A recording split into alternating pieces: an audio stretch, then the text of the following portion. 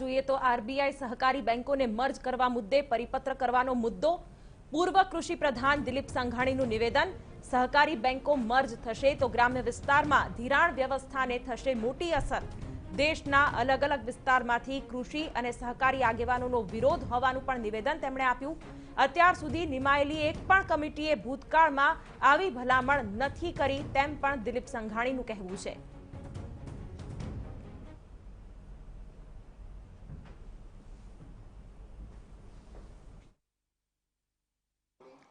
સહકાર ક્ષેત્ર સાથે જોડાયેલા અને રાજ્યના પૂર્વ કૃષિ મંત્રી દિલીપભાઈ સાંઘાણી સાથે વાત કરીશું. દિલીપભાઈ, આરબીઆઈનો શું પરિપત્ર છે કે જેના કારણે આપ સહિતના તમામ સહકારી આગેવાનો હવે મેદાને ઉતર્યા છો? આરબીઆઈએ સીધા જ સ્ટેટ કોઓપરેટિવ બેંકને પરિપત્ર કરીને ડિસ્ટ્રિક્ટ કોઓપરેટિવ બેંક અથવા તો સેન્ટ્રલ કોઓપરેટિવ બેંક, આ બંને નામે ઓળખાય છે, એ બેંકોને સ્ટેટ કોઓપરેટિવ બેંકમાં જોડાણ કરવા માટેની ગાઈડલાઈન આપી છે. અને આના કારણે ભવિષ્યમાં ખેડૂતો અને ગ્રામ્ય ક્ષેત્રને પારાવાર આર્થિક મુશ્કેલી થાય એ દ્રશ્ય અમે જોઈ શકીએ છીએ, એટલે અમે એનો વિરોધ કરી રહ્યા છીએ. કેવા પ્રકારની આર્થિક નુકસાની થઈ શકે એમ છે અને વિરોધ કેમ કરવો પડી રહ્યો છે આખરે? આર્થિક નુકસાની કેવા પ્રકારની થાય હું અંતમાં કહીશ, પણ વિરોધ કેમ કરી રહ્યા છીએ, આ દેશમાં આરબીઆઈ હતી પહેલાં, આઝાદી પહેલાં અંગ્રેજો વખતે પણ આ આર્થિક તંત્ર ગોઠવાયેલું હતું. મારી બેંક જ છે એ બેંક આજે 111 વર્ષ થયા. એનો અર્થ એવો અગાઉ પણ આર્થિક પ્રવૃત્તિઓ ચાલતી હતી. તો એના માટે હું પૃષ્ઠભૂમિમાં જાઉં તો 1914થી માંડીને 1969 સુધીમાં જે પૃષ્ઠભૂમિકાઓની આવી કમિટીઓ બની, તો 1914માં મેકલેજન સમિતિ બની હતી. પેક્સ અને એના મારફત આ ધિરાણ કેવી પદ્ધતિથી અપાય, તો એમણે પણ આ ત્રિમાળખીય તોડવા માટે કોઈ ભલામણ નહોતી કરી. પ્રાથમિક સહકારી મંડળી, ડિસ્ટ્રિક્ટ કોઓપરેટિવ બેંક અને કેન્દ્રીય બેંક, સ્ટેટ કોઓપરેટિવ બેંક, તો આ ત્રિમાળખું ચાલુ રાખવા એમણે પણ ભલામણ કરી હતી. ત્યાર પછી 1954માં એડી ગોસ્વામીના સમિતિએ ઓલ ઇન્ડિયા રૂરલ ક્રેડિટ સર્વે કમિટી બની. એમણે પણ આ વ્યવસ્થાઓને, ધિરાણને ચાલુ રાખવાની ભલામણો કરી. એમણે પણ આ માળખું તોડવા માટે ભલામણ નહોતી કરી.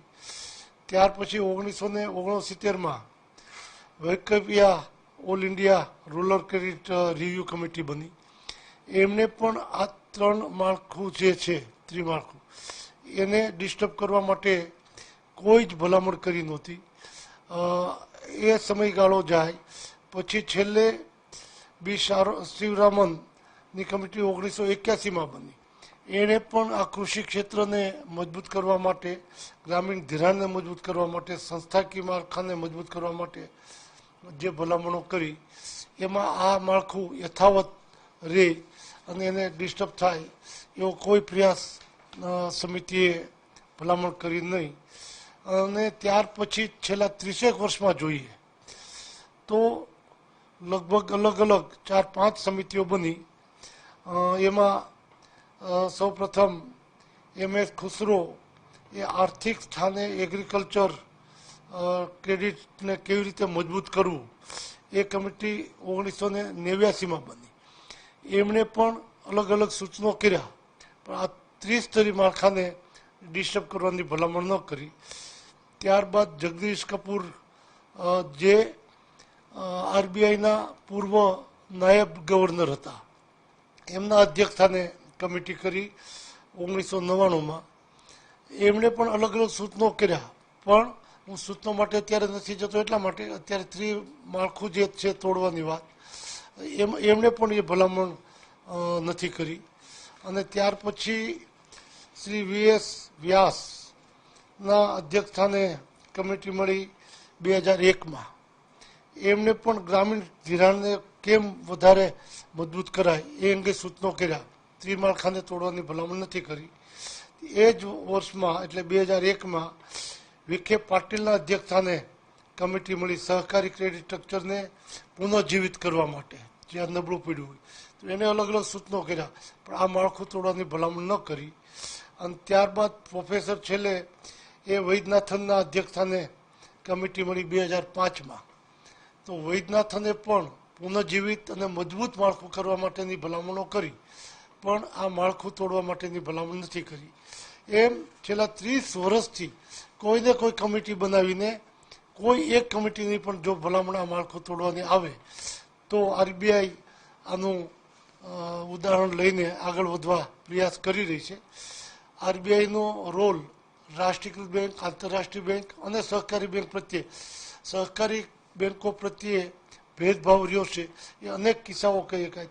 ત્યાર પછી છેલ્લે પ્રકાશ બક્ષીના અધ્યક્ષસ્થાને જે કમિટી મળી અને એ કમિટીને પણ આ ભલામણ કરી નહીં, એને સીધું જ આરબીઆઈએ કોઈ કમિટીની ભલામણ વિના રાજ્ય સરકારને સલાહ આપવાના બદલે, રાજ્ય સરકારે સલાહ માગી હોય એને સલાહ આપે એના બદલે સીધી જ સ્ટેટ કોઓપરેટિવ બેંકને આવા પરિપત્ર ગાઈડલાઈન કરીને એ સહકારી ક્ષેત્રને ભવિષ્યમાં ખૂબ મોટું નુકસાન જાય અને એના આધારે ગ્રામ્ય જીવન અને કૃષિ જીવનને માઠી અસરો પહોંચે.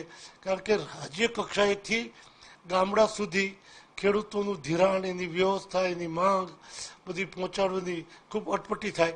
એટલા માટે અમે વિરોધ કર્યા છીએ. દિલીપભાઈ, તો આરબીઆઈ નો હેતુ શું હોઈ શકે આની પાછળ?